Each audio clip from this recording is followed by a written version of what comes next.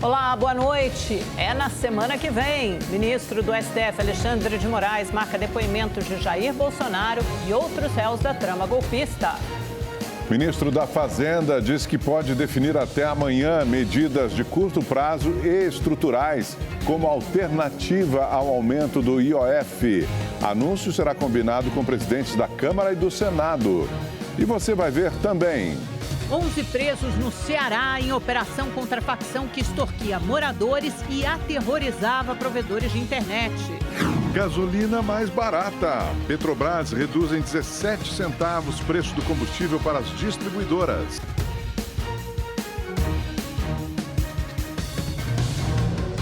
Morreu no Rio de Janeiro o traficante conhecido como Professor, uma das principais lideranças do Comando Vermelho na cidade. O repórter Tony Vendramini tem as informações. Oi, Tony, boa noite. Como foi essa morte? Boa noite, Amanda. Boa noite, Augusto. Boa noite a todos que nos acompanham. Pois é, a região do Complexo do Alemão, na zona norte do Rio de Janeiro, recebeu reforço no policiamento hoje por causa da morte do traficante Felipe da Silva Gregório, o Professor. Ele era apontado como um dos principais líderes do Comando Vermelho e o responsável pela compra de armas, drogas e munições para a facção. A principal linha de investigação da Delegacia de Homicídios é que ele tenha cometido suicídio. O Felipe deu entrada na noite de ontem em uma unidade de pronto atendimento da Zona Norte com um tiro na cabeça. No local, a polícia encontrou uma mulher que disse que era amante dele. Na delegacia, ela entregou a arma que teria sido usada pelo criminoso. Ao prestar depoimento, contou que queria terminar o relacionamento, foi chamada para uma conversa e encontrou o traficante muito alterado. Depois de uma discussão, ele teria decidido tirar a própria vida. A mulher, então, disse que ficou sob a custódia de homens armados e depois foi entregar a arma para as autoridades. O Felipe estava foragido desde 2018, quando deixou o sistema prisional para receber o benefício de visita periódica ao lar. Ele tinha contatos em diversos países, como Paraguai, Bolívia e Colômbia, e tinha 65 anotações criminais. Em março, ele chegou a ser flagrado em interceptações telefônicas, negociando propinas com policiais militares. Amanda, Augusto. Obrigado, Tony. E no Ceará, 11 pessoas foram presas suspeitas de expulsar moradores e extorquir donos de provedores de internet. A ação faz parte da terceira fase da Operação Nocaute, que combate crimes praticados por facções criminosas. Segundo as investigações, 11 pessoas foram presas por ameaçar, extorquir e expulsar moradores e empresários que se recusavam a obedecer às ordens da facção. Essa população estava sendo aterrorizada, sendo ameaçada, constrangida. Esses indivíduos estavam cometendo uma série de crimes violentos ali na comunidade, como crime de integrar organização criminosa, ameaças, expulsões de moradores, extorsões aos provedores de internet que atuavam naquela localidade. Com as prisões desta segunda-feira, a Operação Nocaute chega à sua terceira fase e já contabiliza 46 pessoas presas. A ofensiva faz parte do programa Ceará contra o Crime, que reúne esforços das forças de segurança para desarticular organizações criminosas no estado. Desde fevereiro, o estado enfrenta ataques a provedores de internet que se recusam a dar propina para garantir o funcionamento. Então a gente espera que com a prisão desses indivíduos, com a retirada desse armamento, a retirada desses celulares que vão servir para outras operações, a gente possa trazer mais paz e tranquilidade para aquela população que reside naquela localidade. A Polícia Federal, em ação conjunta com a Força Aérea e a Marinha, apreendeu um barco submersível que seria usado para transportar cocaína para a Europa. Segundo as autoridades, a apreensão ocorreu na região da Ilha do Marajó, no Pará, e é inédita no país. Esse tipo de embarcação não fica completamente submersa como um submarino, o que dificulta a localização por radares. A identificação e localização do barco foram possíveis graças ao intercâmbio do Serviço de Inteligência das polícias da Espanha, Portugal e Estados Unidos no combate ao tráfico transatlântico de entorpecentes. A polícia do Paraná apreendeu cerca de 700 quilos de haxixe em Campina Grande do Sul, na região metropolitana de Curitiba. Essa é a maior apreensão de haxixe do ano no Brasil e a segunda maior da história. A carga está avaliada em aproximadamente 50 milhões de reais. A droga estava escondida em uma carreta com placas de Santa Catarina. 2 homens foram presos em flagrante. Eles foram autuados por tráfico de drogas, associação para o tráfico e condução de veículos sem habilitação. A polícia prendeu um dos suspeitos de participar da morte de um motociclista neste domingo em um posto de combustíveis na zona norte de São Paulo. O repórter David Diogo acompanha esse caso e nos traz as informações. David, esse motociclista foi vítima de um assalto e acabou morto. Nos conte, nos lembre dessa história, por favor. Mais uma vítima, né, Amanda? Boa noite a você, ao Augusto, boa noite a todos. O crime está sendo investigado aqui pelo DEIC, o Departamento Estadual de Investigações Criminais. O suspeito preso na tarde de hoje vai ser ouvido pelo delegado, né, nas próximas horas. A polícia, inclusive, quer saber se ele tem participação direta ou indireta no envolvimento da morte desse motociclista. Inclusive, está fazendo comparações das vestimentas e até mesmo do capacete que foram apreendidos e que estão aqui no DEIC. Roberto Pereira dos Santos, de 45 anos, foi morto após reagir a esse assalto. A movimentação foi gravada por câmeras de segurança, que mostra o momento ali em que Roberto e a companheira dele, de 35 anos, chegam a um posto de combustíveis e logo atrás surge a moto ocupada pelos criminosos. Armado, garupa desce, tenta roubar a motocicleta do casal.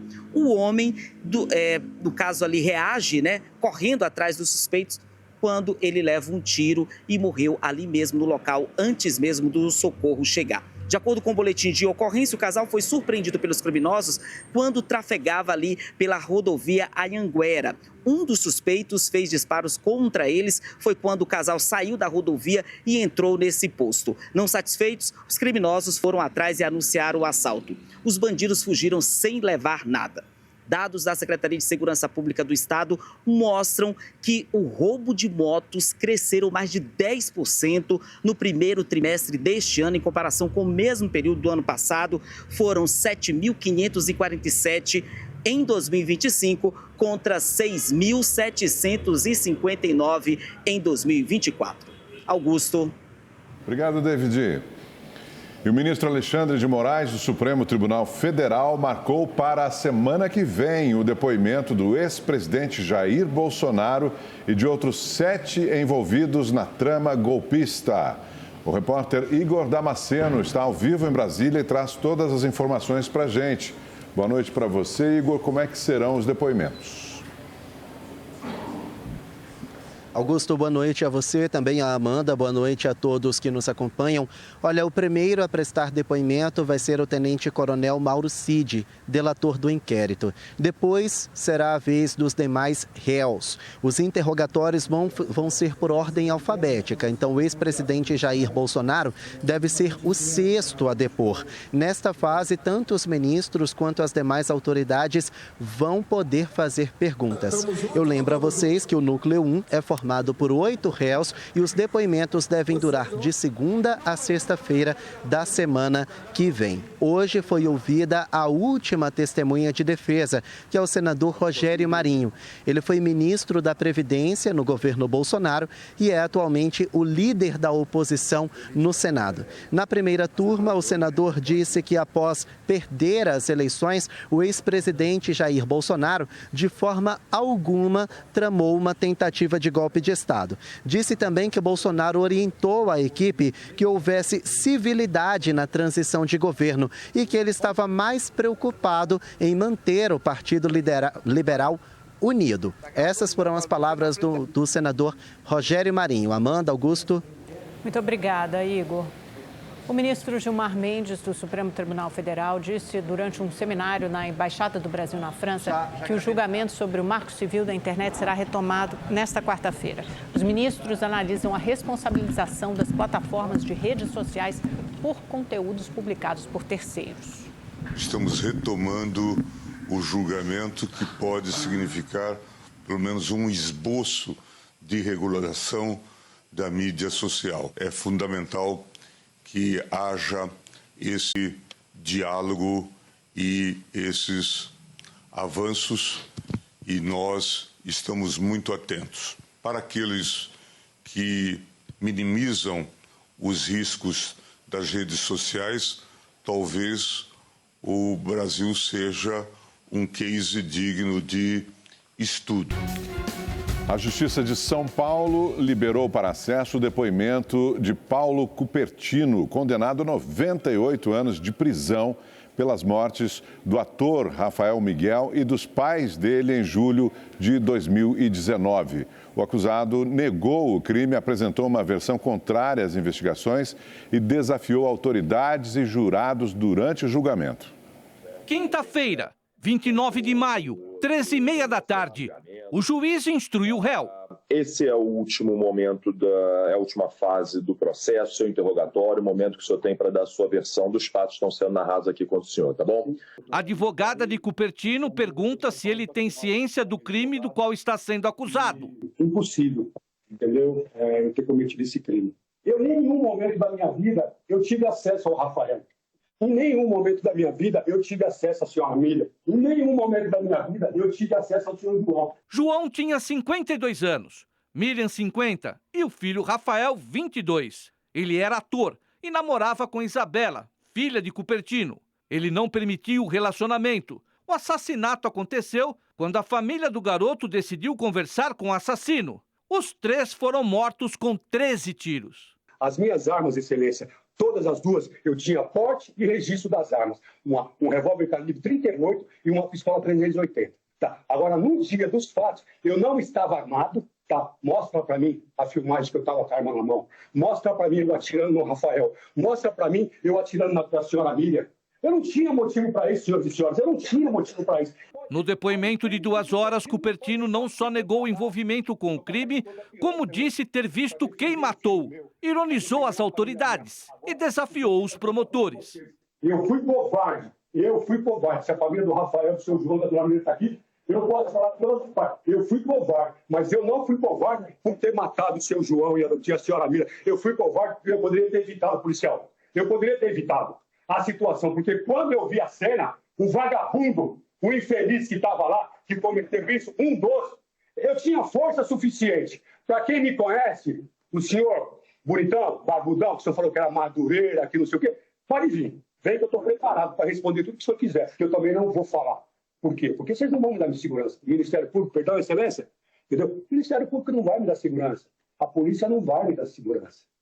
Se eu abrir a boca e realmente falar o que eu vi, o que eu presenciei. Se negou a pedir perdão à família que ele destruiu. Eu não tenho que pedir perdão, tá? Porque eu não carrego isso no meu coração. Eu não tenho pesadelo, eu não sonho, eu não tenho arrependimento. Nesse sentido, eu não tenho arrependimento, eu não tenho remorso. Porque não vem a imagem eu matando o Rafael, não vem a imagem eu matando a senhora Miriam, não vem a imagem eu matando o senhor João. Bem à vontade no tribunal, deu bronca na advogada que o defendia. Pegou o copo d'água do juiz e ofendeu os jurados. É muita hipocrisia, é muito cacique para pouco índio, é muita gente querendo meter o cacete na vida minha. Hipócritas, jurados, seja lá quem for. Ao ironizar o julgamento, um deslize. Disse sem perceber ao mesmo júri que ele ofendeu não ter matado mais ninguém nos últimos 6 anos. Eu não vim aqui com script montado, senhor, não tem um texto na minha cabeça. É 6 anos. Há 6 anos, agora vai fazer 6 anos que aconteceu isso aí. Praticamente 3 eu fiquei andarilho, comendo cocô de cavalo, comendo médico, não matei mais ninguém. Paulo Cupertino foi condenado a 98 anos de prisão em regime fechado por triplo homicídio com qualificação por motivo torpe e por ter impossibilitado a defesa das vítimas. No Recife, um ato marcou os 5 anos da morte do menino Miguel Otávio Santana da Silva. A criança que caiu do 9º andar do edifício onde a mãe trabalhava como empregada doméstica. Ele tinha sido deixado aos cuidados da patroa Sari Corte Real. Ela foi condenada pelo crime de abandono de incapaz com resultado morte, mas está em liberdade, pois entrou com recurso junto ao Tribunal de Justiça de Pernambuco. A manifestação quis pressionar o judiciário para que o caso seja julgado em segunda instância. O Conselho Nacional de Justiça registrou um aumento de quase 20% no número de processos com pedidos de pensão nos últimos 4 anos. A Kelly é mãe solo de 2 meninas. A mais velha, de 15 anos, recebe pensão alimentícia desde 2012, quando Kelly decidiu entrar com o pedido na Justiça. O pagamento está atrasado há alguns meses e Kelly tem tido que se virar para garantir o bem-estar da filha. Isso acaba prejudicando, né? Porque o valor que eu recebo, ele é totalmente investido, né, no bem-estar da minha filha. E aí eu estou nesse processo sozinha, né? Então, para aguardar mais 3 meses é complicado. Desde 1968, a legislação brasileira prevê a responsabilidade de garantir a alimentação do menor que ficou sob guarda de um dos pais. Mas não é só a alimentação. Tudo que a criança gasta, se é escola particular, convênio, remédio, vestuário e a alimentação em si, tudo isso engloba. Muitas vezes lazer também engloba. O pagamento deve ser feito até os 18 anos de idade do filho, mas pode ser estendido até o término dos estudos. O pedido de pensão deve ser feito por meio das defensorias públicas ou advogados particulares. O tempo médio até a primeira decisão é de 18 meses. Segundo o Conselho Nacional de Justiça, houve um aumento de 66% na quantidade de processos com pedidos de pensão entre 2020 e 2024. Só no ano passado, mais de 500 mil de processos foram abertos em todo o país. As causas para o aumento são variadas e passam por aumento dos divórcios, que no Brasil chegaram ao maior número da série histórica em 2023, com 440 mil separações, além de mais acesso à informação. No Rio de Janeiro, uma ação da Defensoria Pública do Estado atende pessoas interessadas em entrar com um pedido de pensão na Justiça. O aplicativo oficial do órgão oferece a possibilidade de envio dos documentos e o agendamento do atendimento presencial, que dará início ao pedido do direito.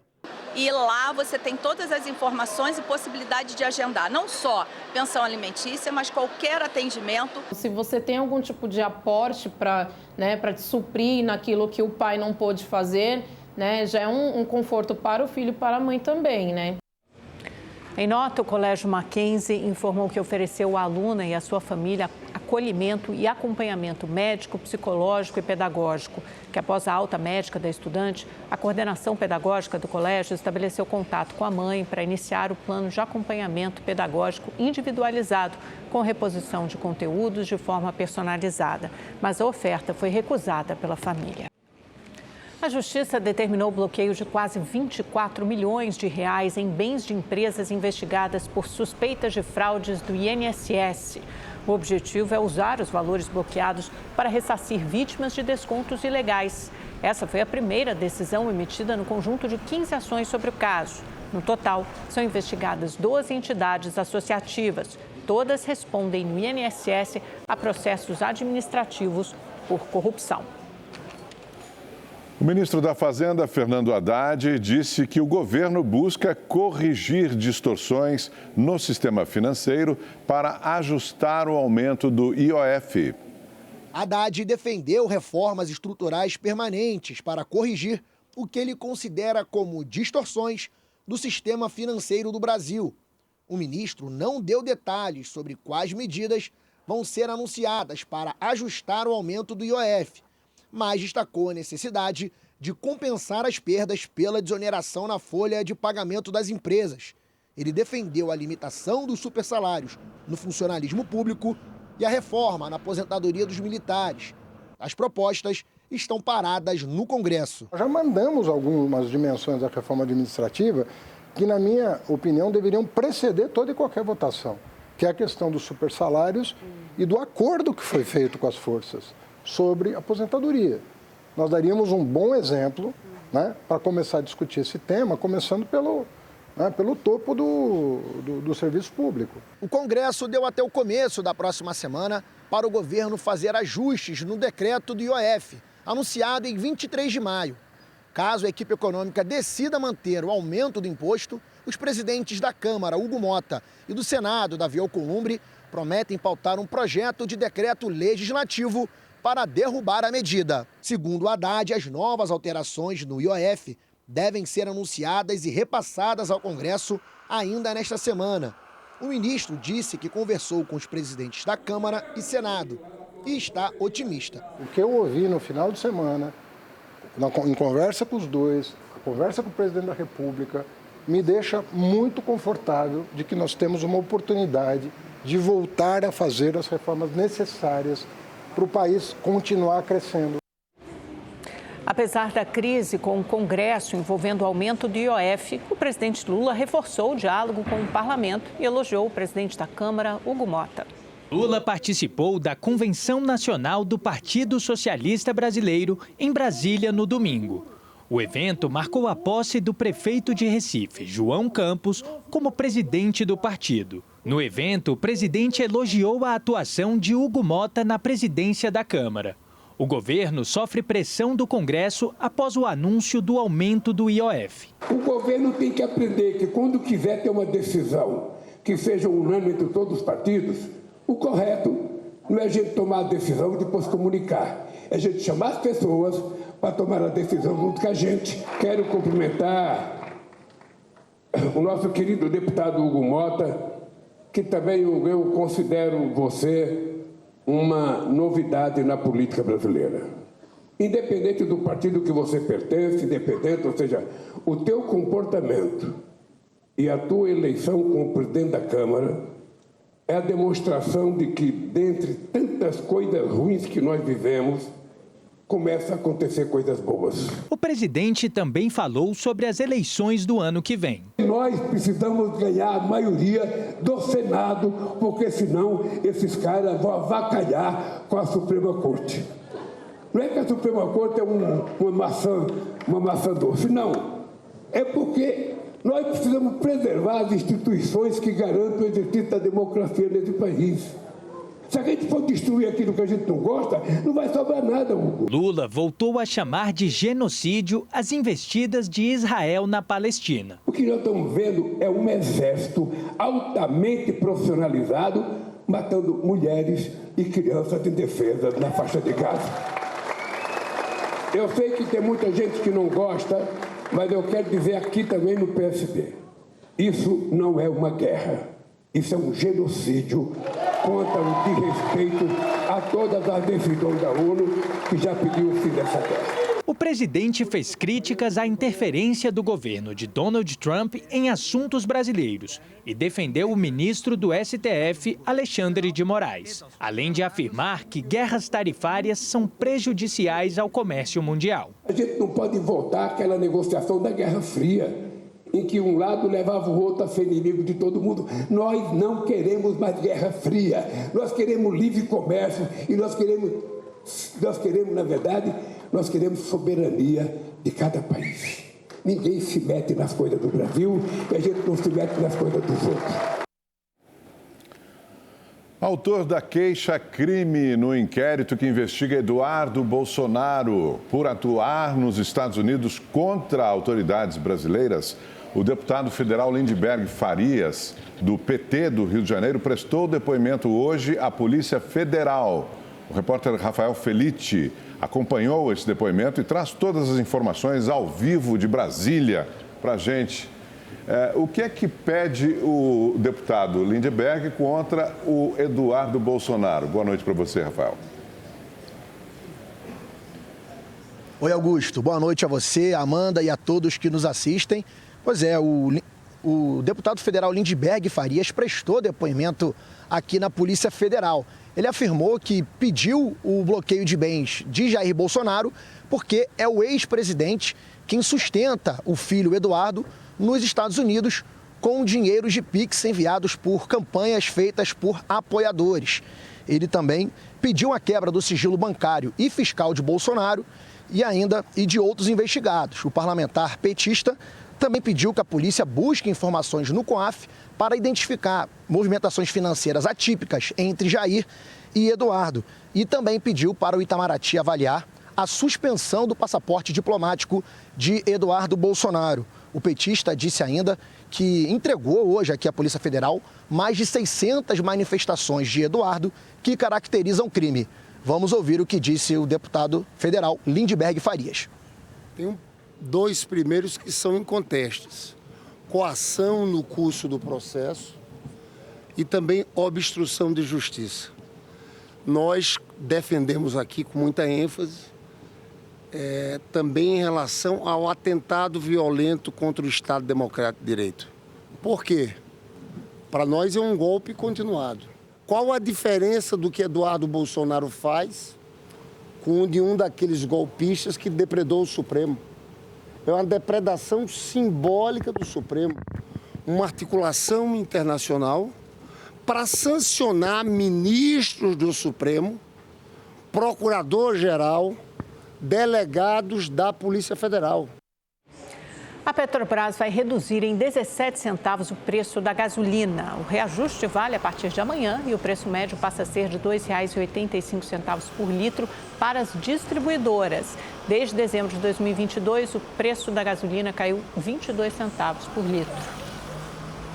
O Brasil tem hoje 11 investigações em andamento de possíveis casos de gripe aviária. Todas as suspeitas são em aves silvestres e nenhuma delas em propriedades comerciais. Minas Gerais é o estado com o maior número de investigações, 8 no total, sendo 6 galinhas e 2 pombos. Ainda serão feitas análises de aves mortas encontradas em Brasília, Itajuípe, na Bahia, e Quixeramobim, no Ceará. A Justiça do Rio de Janeiro revogou a prisão do MC Pose do Rodo, preso na semana passada. Vamos ao vivo com o repórter Tony Vendramini. Oi, Tony, boa noite. Boa noite, Amanda, Augusto. Pois é, a decisão do desembargador Peterson Barroso Simão, da primeira vara criminal de Jacarepaguá, que acolheu o pedido de habeas corpus feito pela defesa. Nela, o magistrado afirma que a prisão não se sustentava, pois não ficou demonstrada que ela era imprescindível para a investigação. Diz também que os chefes do Comando Vermelho deveriam ser alvo da prisão. Apesar da medida, o MC Pose do Rodo segue preso no complexo de Jericinó, no presídio Bangu 3, na zona oeste do Rio de Janeiro. Pose do Rodo foi preso na semana passada por tráfico de drogas, associação ao tráfico e apologia ao crime. Ao deixar o presídio, o funkeiro terá que cumprir medidas cautelares. Ainda segundo a polícia, o cantor também é investigado por lavar dinheiro para a facção criminosa. Amanda, Augusto. Obrigado, Tony. O BNDES lançou no Rio de Janeiro um novo pacote de ações voltado para a chamada economia azul. O programa tem parceria com a Marinha, o ICMBio e o IBAMA. Segundo o presidente do BNDES, Aloísio Mercadante, as ações serão voltadas para a preservação da biodiversidade marinha e o desenvolvimento sustentável da chamada economia do mar. São 350 milhões de reais em programas complementares e articulados para enfrentar esse desafio dos oceanos, recursos não reembolsáveis que vêm das outras atividades de crédito do banco. A iniciativa busca fortalecer a economia azul no Brasil, com foco no planejamento marítimo, na descarbonização da frota e na preservação de corais e manguezais. O consórcio vencedor será responsável pelo planejamento espacial marítimo da região norte do Brasil. Mercadante também assinou um contrato para a região sudeste, que concentra 82% da economia azul brasileira, em razão das atividades portuárias de óleo e gás e turismo. Nós tivemos, nesses 4 meses, 4 milhões e meio de turistas no Brasil. 80% vem pelas nossas praias. Nós temos uma economia da areia aqui na cidade do Rio de Janeiro, toda aquela economia que se move ali em torno da praia, que a estimativa são 2 bilhões de reais para a economia do Rio de Janeiro, com pouco olhar, com ausência de fomento e de uma organização. Mas tudo isso gera riqueza, gera emprego, gera desenvolvimento para toda a economia brasileira. E agora o Igor Silveira traz para a gente a previsão do tempo para todo o Brasil, né, Igor? Como é que vai ser a terça-feira? Vamos lá, boa noite, Augusto, boa noite, Amanda. Boa noite para você que está em casa. Pois é, durante a terça-feira a gente percebe que o sol até aparece em algumas regiões do Brasil, mas tem previsão de chuva. É o caso do Sul, pode chover no Paraná, Santa Catarina, em grande parte do Rio Grande do Sul e também não esquenta muito. Em São Paulo a mesma coisa, também tem previsão de chuva, são esperados até 50 milímetros em algumas regiões. As máximas não passam dos 21 graus. Agora na quarta-feira sobe para 26, na quinta 28, agora na sexta-feira cai para 23 graus novamente. No Rio de Janeiro o sol aparece entre as nuvens e os termômetros alcançam 27 graus e pode chover em alguns pontos. Belo Horizonte 26 graus de máxima amanhã e Vitória no Espírito Santo a mesma temperatura e também com previsão de chuva em pontos isolados. No Nordeste, essa chuva acontece em todo o litoral que vai desde o Rio Grande do Norte até o sul da Bahia. No interior interior o sol aparece, o tempo continua quente e firme. Agora, por causa das ECIT, zona de convergência intertropical, tem bastante estabilidade e previsão de chuva em toda a região norte, como a gente observa aqui no mapa. No interior, o sol aparece. No mapa das temperaturas, a gente percebe que as máximas alcançam 33 graus amanhã em Manaus. No centro do país, 31 graus de máxima e agora no sul, 20 graus em Porto Alegre, lembrando que tem previsão de chuva. Boa noite para todo mundo. Amanda Augusto. Obrigada, Igor. Boa noite. Até amanhã. Em Uberlândia, no Triângulo Mineiro, uma onça parda foi capturada depois de invadir um condomínio. O animal, um macho adulto pesando cerca de 100 quilos, foi flagrado de madrugada pelas câmeras de segurança pulando um muro de 3 metros de altura que dá acesso a uma área comum do condomínio. Os vigilantes acionaram os bombeiros, que montaram uma força-tarefa para encontrar e capturar a onça. 2 carros de polícia do meio ambiente, 2 carros do bombeiro, 2 caminhão do bombeiro, 10 veterinários, tudo para a onça. Alguns imóveis foram isolados e os moradores orientados a permanecerem longe do local. Então, essas operações, elas são operações demoradas. Nós temos que isolar o local, retirar as pessoas, porque pode ter risco do animal, na hora da captura, perder o controle e ele atacar alguém. Com a ajuda de dardos com sedativos, o felino foi contido com segurança. A onça parda não apresentava ferimentos e foi solta em uma área de cerrado. Obrigado por sua companhia nesta segunda-feira. Uma ótima noite para você. Nos vemos amanhã, 7h20. Boa noite, até lá.